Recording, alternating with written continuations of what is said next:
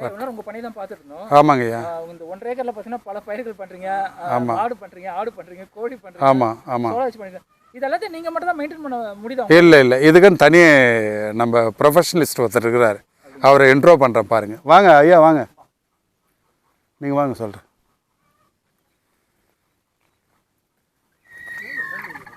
இவர் பேர் தான் வந்து சண்முகம். இவங்க வந்து பாரம்பரியமாக பயிர் பண்ணுறவங்க.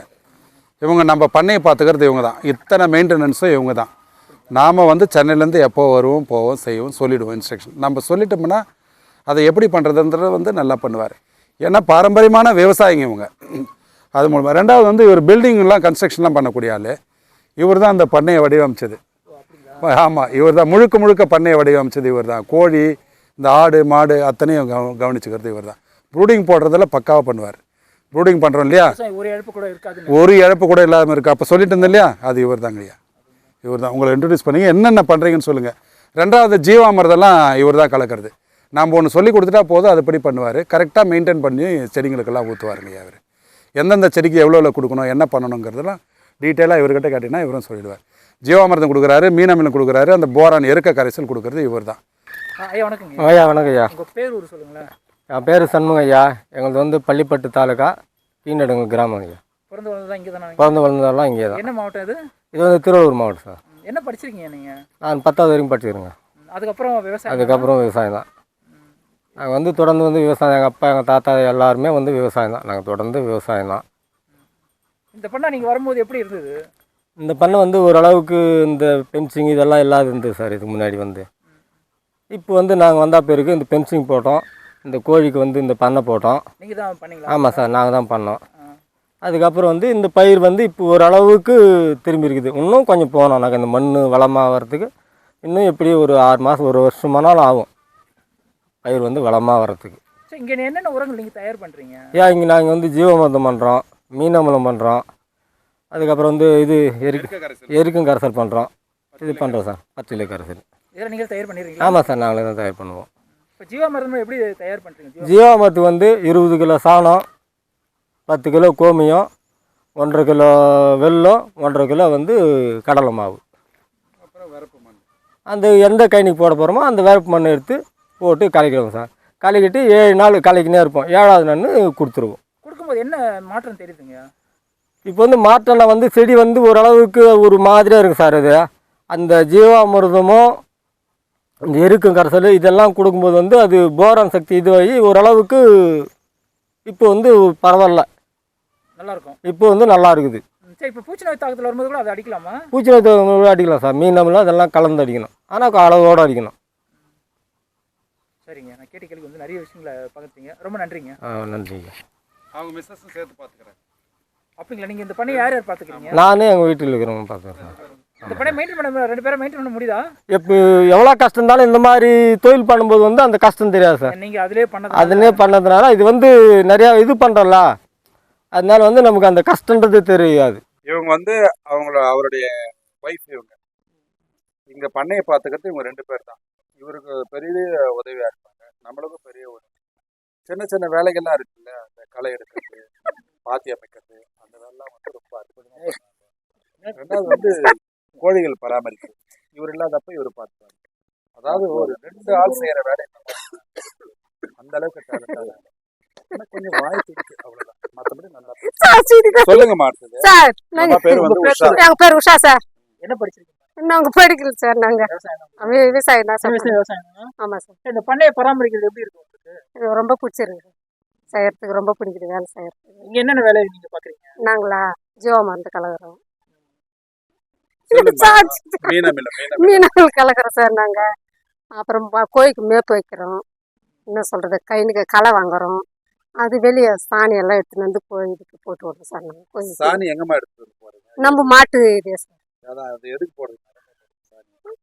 கோழி நல்லா இது ஆகுறதுக்காக சார். அதுக்கப்புறம் கோழிக்கும் போறோம் சார். நாங்கள் கைனுக்கும் போறோம், மெயின் கோழிக்கும் போறோம் சார். 2த்துக்கும் சாணி எடுத்து வந்தோம். ஆமா சார். எத்தனை கூட போடுறீங்க? ஒரு நாளைக்கு 4-5 கூட ஆகுது சார். 20 கிலோ போடுவோம். ஆமா சார், ஒரு 4-5 கூட அண்ணன் கூட ஆகுது. ஆமா சார், கோழி சாப்பிடுது. சரி, நல்லா சார். அப்புறம் வேற என்னெல்லாம் பண்றீங்க? ஜீவாமிர்தம் கிளம்புறீங்க, ஆ மீன் அமிலம் எல்லாம் ஆ செய்யறீங்க. மீன் அமிலம் கலந்து விடுறோம். மாட்டு குழம்பு அதெல்லாம் பூச்சி வைக்கிறோம், அதெல்லாம் செய்கிறோம் சார். மாடுலாம் ஓட்டின்னு போவோம். மாடு ஓட்டின்னு போகிறோம், மாட்டுக்கு பில்லு அறுத்துன்னு வந்து போடுறோம், என்ன அது மேய்ப்பு பார்க்குறோம், தண்ணி எல்லாம் வச்சு விட்றோம், அதெல்லாம் செய்கிறோம் சார். பண்ணை நீங்க தான் மொத்தம் நாங்கள் தான் சார் பார்க்குறது. ஆமாம் சார். இவங்க 2 பேர் தான் சார். இவங்க நாங்கள் 2 வேறையா பேர் இருந்தா இந்த பண்ணை சார். இந்த அளவுக்கு வரதுக்கு ஆமா வாய்ப்பு சார். கிடையாது. நாங்கள் 2 ஏன்னா பேர் தான் இப்ப சார் செய்கிறது. சமீபத்துல தான் ஒரு 6 மாசமா தான் வந்தாங்க. 6 மாசத்துக்கு முன்னாடி ஆமா இருந்த இது வேற, இப்போ இவங்க இருக்கிறது வேற. ஏன்னா கரெக்டா அதை ப்ராம்ப்டா மெயின்டைன் பண்றாங்க. 7 நாளைக்கு ஒரு தடவை ஜீவாமிர்தம் கொடுக்கணும், 7 நாளைக்கு ஒரு தடவை கொடுப்பாங்க. மீன் அமிலம் வந்து 15 நாளுக்கு ஒரு தடவை கொடுக்கணும், 15 நாளைக்கு ஒரு தடவை மீன் அமிலம் கொடுப்பாங்க. கொஞ்சம் படிக்காதவங்க சில விஷயங்கள் சொன்னா அவங்க கேட்டுப்பாங்க. அவர் எப்படி நம்ம சொன்னா அவருடைய டேலண்ட் வச்சு பண்றாரோ அந்த மாதிரி அதுக்கேற்ற மாதிரி ஒத்துழைப்பாங்க, அவருக்கு ஏற்ற மாதிரி சப்போர்ட் பண்ணுவாங்க. ஆமாம் சொல்லுங்க சார். மாதா. ஆமாம் சார். விரும்பி தானமா செய்றீங்க? விரும்பி தான் சார் செய்கிறோம், நாங்கள் வேற எதுவும் இல்லை, விரும்பி தான் செய்கிறோம். ஆமாம், என்ன எல்லா படத்தையும் செய்கிறோம் சார். நாங்கள் எப்படி தென்னைக்கெல்லாம் எப்படி உரம் கொடுக்குறீங்க? கீழே கொஞ்சம் கொத்தி விட்டுட்டு ஜீவா மருந்து ஊற்றிட்டு அது மேல் போட்டு மூடி விடுறோம் சார். நாங்கள் ஜீவாமிர்தம் கொடுக்குறதுனால என்ன நன்மை தெரியுது? சரிதா, செடி தானே வளர்ச்சி, நல்லா வருது சார். ஜீவா மருந்து கொடுத்தாங்க நல்லா வருது பயிரெல்லாம். பூச்சி நோய் எல்லாம் தாக்குதெல்லாம் வந்து ஜீவாமிர்தம் போதுமா அது? இருக்குது சார். கீழே நோண்டி விட்டு அப்புறம் மறுநாள் நோண்டி பார்த்தோம்னா பூச்சி எல்லாம் நல்லா இருக்குது அது உள்ள.